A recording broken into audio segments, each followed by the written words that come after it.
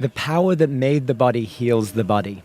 As far as I'm aware, the only thing that gets in the way of that actually happening is the body being locked in an inappropriate stress state.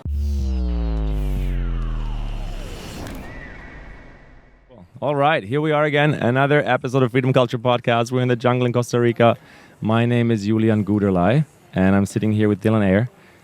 And Dillon, you are an alpha bioticist. Yeah, developmental alpha bioticist. Yeah.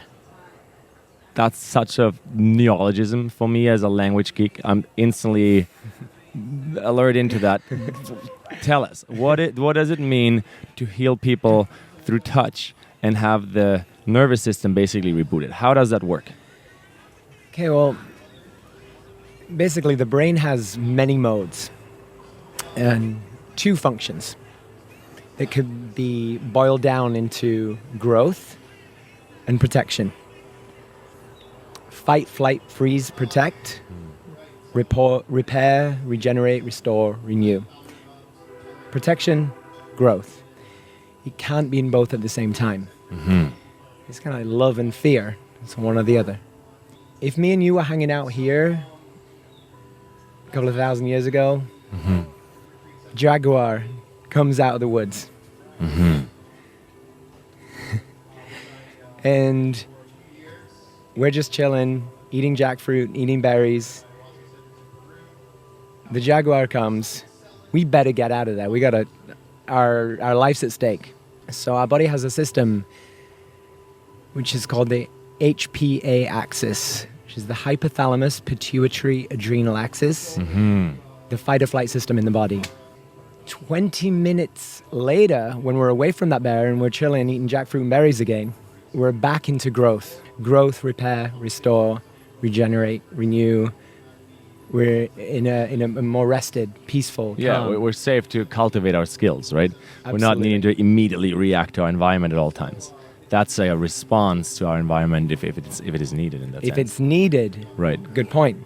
These days, with the stressors of the modern day world, EMF, riding in planes, cars, the EMF from your cell phone, computers, power lines, even mounting bills, for example. Mm-hmm. It's said that our primitive brain at the base of our skull, our old survival brain, our reptilian, pre-reptilian, amphibian, pre-amphibian, our old brain at the base of the skull, doesn't necessarily know the difference between any of these modern day stressors or the jaguar coming and getting us. Totally. Well, almost the opposite. Some of the modern day stressors are designed to give us that response so that we're in a certain interaction. In an ongoing state of unrelieved Mm-hmm. stress, as if the jaguar is coming after us all the time. Mm-hmm. So if you ever hung out in a room with someone where you're just chilling and there's an anxiety present, and as if there's maybe a jaguar coming, but it's actually not there.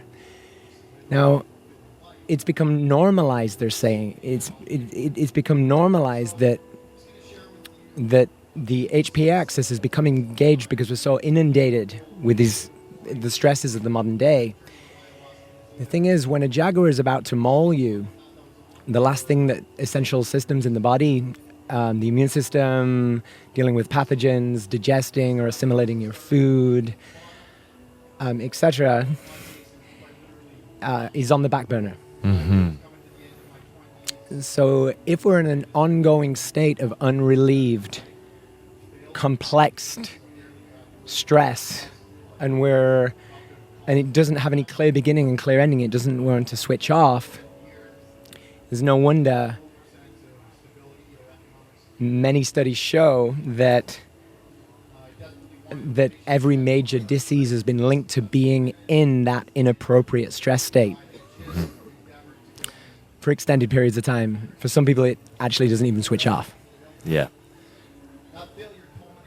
So I'd love to know a little bit more for those people who have not received a bodywork treatment before. Like Alpha-biotic alignment. What's the resonance that kind of is created in the alpha-biotic alignment? Like, it's a hands-on modality? Is it like kind of along your spine? Is it like a massage? How can people picture it? Because I want to be like really clear about how amazing healing touch can be, and how when we find the right practitioners for our individual lives, and when we find the right kind of rhythm, even in the urban jungle, I guess, to have, let's say, a chiropractor or a massage therapist, or a certain form of meditation practice, or a certain form of nature forest bathing practice in our daily life. I think this balance now comes suddenly much more available in my own life experience. I had to really shift over the last years to consciously make space for it, not sometimes, but like every day in a different form. So I'm actually living and walking my own talk, right?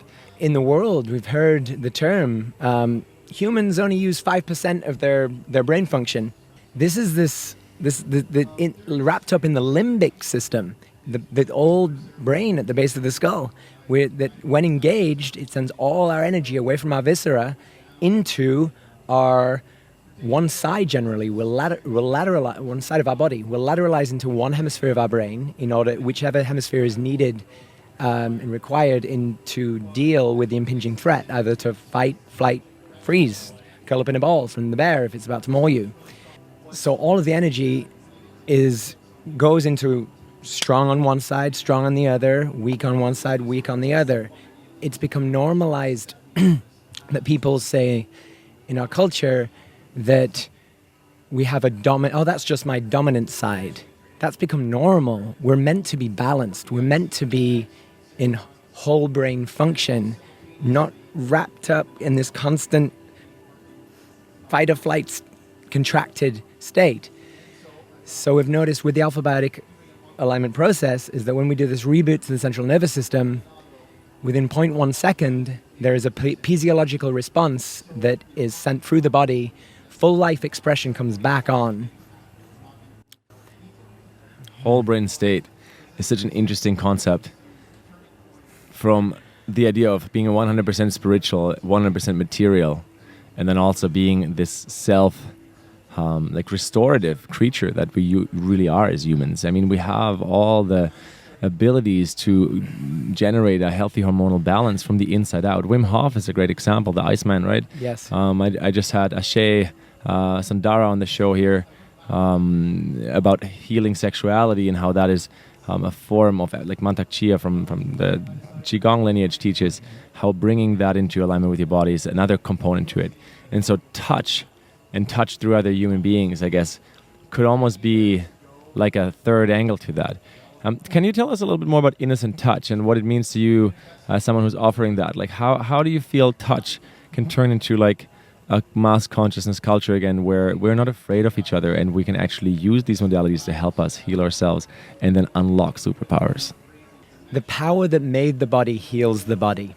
As far as I'm aware, the only thing that gets in the way of that actually happening is the body being locked in an inappropriate stress state.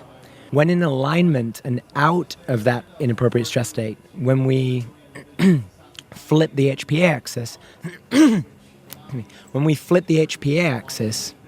back in, and the body comes back into growth and repair, resonance occurs. Right? We basically come into more whole brain function. Yeah, resonance.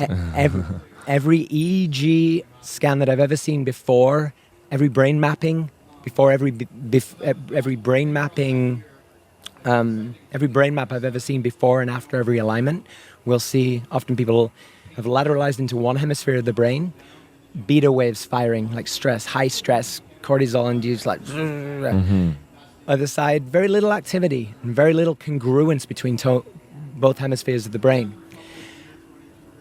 After the alignment, we've noticed that we see alpha waves, the more restful, restorative state, and both sides of the hemispheres existing in this alpha state, and with a lot of way more congruence between both hemispheres of the brain. Like a coherence. Absolutely. That HeartMath is researching as well through the heart-brain connection, who I have actually had on my personal podcast, which is Green Planet, Blue Planet. Awesome. So I love what you're talking about, and I'm literally learning to upgrade my own vocabulary and dictionary as I'm sitting with you here, Dillon. Great, yeah. This is really fun for me because I do believe that all these aspects of our humanity have to kind of come online and come alive in our culture. So let me focus in on the question I'm wanting to ask. Like, let me ask it another way. Do you feel like we're already living in a culture where this is widely available and used and searched by people, the modalities like the one you're offering and you're representing? Well, during the mastermind retreat recently, Yeah. I noticed during a circle, there was 100 or so people, and it was not very congruent. There was a lot of reactivity going on. People had just jumped off of planes. They'd flown from all over the world. They come in. Yeah. Their HPA axes are still engaged. They're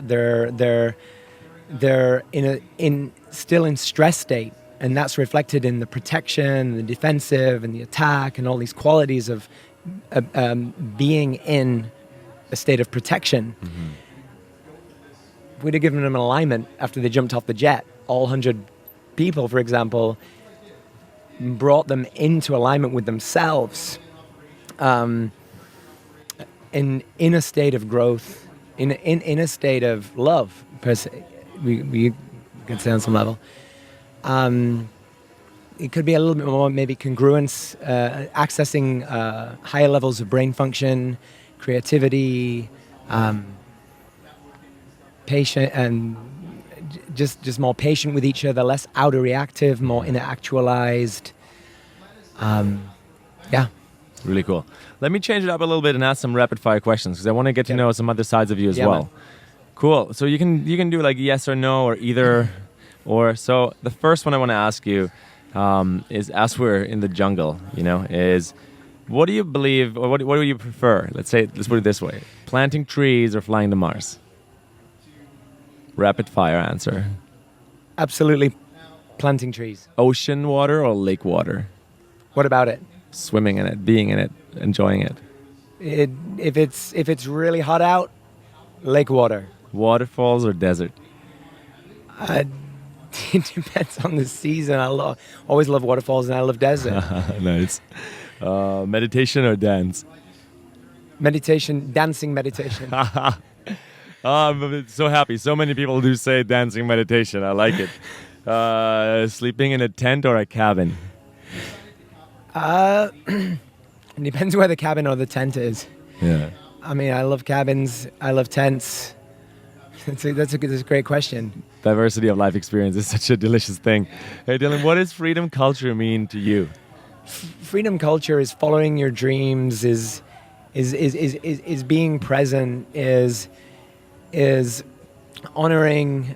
Just seeing everyone as. Just seeing the interconnectedness of all beings, and that we're all really just. What is freedom culture to me? All right, that's a great question. Yeah, I mean, I like your answer, the interconnectedness and living that out, right? Yeah, freedom culture. Freedom culture is just freedom of expression, freedom of just non-censoring, non-filtering, just knowing that we're all in this together, we're all going through the same things, we're all experiencing the full the full rainbow spectrum of emotion, and it's okay, and you can feel safe in this environment to be sad, to roll around on the ground, to lay down, to take a nap, to crawl out of your tent, to not have to brush your hair every 2 minutes, or to go and drink some coffee, or to wear a mask, or to numb out in order to smile for the camera, or to self-medicate in order to be accepted or loved by, and just to know that you're held by everyone around you, and life itself. Yeah, and life itself, and then I've noticed just less contraction in my being when this happens, and I'm able to just be myself. And if I'm wild, fun, if I'm happy, it's great. If I'm not happy, that's fine. I'm still accepted, I'm still loved, I'm still supported, I'm still part of the family. We all play our part. emotions are fluctuating, their experiences and not states that you stay in permanently, right? Absolutely. Yeah, that's so curious the way you're putting this. So let me go into a question that I love to ask on my podcast, as my quest is to inquire about Earth vision and what the holistic visions of Earth are for our collective and the leaders of our world. So thinking along the lines of how you just described freedom, if you were to zoom out 200 years from now in the future, what would be one of your holistic dreams for planet Gaia, planet Earth, the human species, and our civilization to look and feel like? You have to drive more than... you have to drive a car to see your best friend. I think that's kind of weird. You have to pump dinosaur blood into a big metal box to crush your tailbone and your spine and be disconnected from other people doing the same thing, going in different directions, spinning around in a pit of isolation. That doesn't need to happen. If we're still flying in airplanes at that point, we're still traveling to different places in the world, maybe the airplane would be solar powered. Technology's already there. Oh, definitely, right? And when it goes through a cloud, it can switch to hydropower, and it could run off the energy of the energy of the clouds. And there could be even some byproduct of that plane that emits some frequency that blesses humanity on its journey as it's flying through the sky. So it's not just you getting your ass from one place to the next. It's every action and every movement is just a beautiful, beautiful reflection and addition and complement to everything that's happening. And everyone and everything and all beings, and serendipity stacked over each other and reality just being complementary. Absolutely. I can feel you there. Yeah. Wow, that was a great answer to that question. I've asked over 100 people this at this point, and I love feeling the excitement, because a lot of people struggle with that question, because then they're like, well, but the actions need to be taken in the now. And like, of course, that's the reality. We're here now in this moment. And at the same time, do we really have a holistic vision for planet Earth and our species? Because if so, I missed it. The United Nations has the Sustainable Development Goals in 2019, and they're the world's to-do list to fix certain problems that are not necessarily the root cause of our current reality or the problems that we're facing. So I think the global to-do list of the SDGs is excellent, and I'm happy that people are on that, really acknowledge all the work out there. And I think we want to really visualize and dream of a shared dream as humanity. And it's almost like the natural world around us dreams of the dream with us. When we are able to listen to that collective dream as the one being Gaia, something very different arises, and freedom or freedom culture might be one of the vehicles in our now to unlock and rid us of the more traumatic patterns of our past generations.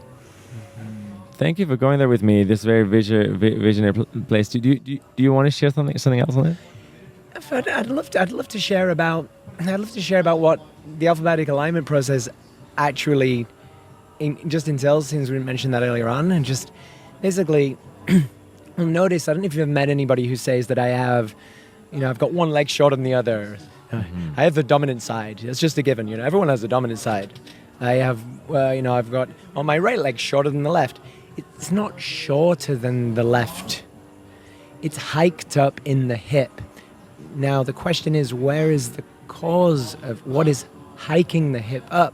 People say, "Oh, my hip hurts. Oh, my hip hurts."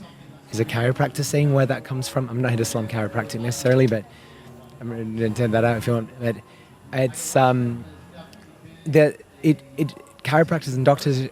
They're a different part of the holistic balance. It's a holistic balance needs so many different particles. It's just so funny when we go into these like verbal traps, because it's only a verbal trap when you look at it from a dualistic way of thinking. When you're in a non-dual state of receiving, a very different door opens, and clearly, as we're a diverse species on a diverse planet, diverse things are possible to help us into balance and into this homeostasis of being the fucking most epic that we can be. Absolutely. So when people say, Oh, I've got one hip that's kind of hiked up. Have you ever met anyone that Oh, says, definitely, yeah. It's okay. like, oh, one leg is shorter than the other. Okay, That's okay. the story going around, yeah. Yeah. So does anyone know where that's actually coming from? The source of that? Yeah, I'd go with you. There's something stacked in the way our body works that it's probably not in a perfect alignment, you know, and it's supposed to be unstuck. Well, when we come into that, when we're in that inappropriate stress state, and we're in that state of fight or flight, we'll get one hip will hike up, ready to deal, to kick, to boot that tiger that's coming at us or something. So it'll get strong. All our power is going, all of our vital energy is going to that arm and that leg. We've noticed that with alpha biotic alignment, within 30 seconds, pretty much every time with every alignment, that the hips come back into alignment within 30 seconds. Wow. And equal power restored in both legs and both arms. Makes so much sense. I grew up ambidextrous, and it was definitely nothing everyone wanted to see me having. Even I remember my like one teacher would encourage it, and the other teacher would like tell me not to. Like, very interesting, because we're such like powerful creatures. How could we not be equally balanced in so many ways? There's some energy in the world that is that you could say, I mean, I don't want to get all conspiracy or anything, that you could say that that almost feeds or thrives off of humanity being locked in an ongoing inappropriate stress state. And you could say that every major disease has been linked to being in that stress state for an ongoing period of time. Because as I say, the last thing that the energy that made the body is going to do if you're about to be mauled by a tiger is deal with the pathogen, digesting the food, assimilating the food. You can choke on as many superfoods as you want. That if you're in a stress state, is your body really going to care about assimilating them all if you're going to be dead in 5 minutes? Dillon, I love how your story just came full circle with the example of the tiger where we started. My last question to you is simply, where can people find you? Where can your work be experienced? I've been based in Marin, in Marin County in Northern California, and I show up at retreats such as Freedom Culture, Mastermind retreats, convergences of these superheroes, of these awesome beings that are congregating from around the world and coming together and convening, and talking about how we're going to do this, and basically get them all in alignment right away. So I can do 200 people in 3 hours. I can align 200 people in 3 hours. After getting off the plane, they're stressed out to the wazoo. They're coming together. They want to get congruent right away. They've got 3 days in a retreat or a week in a retreat, and they want to get to work and access creativity, whole brain function, more congruence amongst the group and within themselves. And that's my gift to these convergences, which is to Powerful. be able to show up. Powerful. Makes so much sense. Such a great way to be a complement in the mutuality of what happens when groups meet. Dillon, thank you so much for taking the time. Thank you for sweating with me in this hot podcast booth in the middle of the jungle.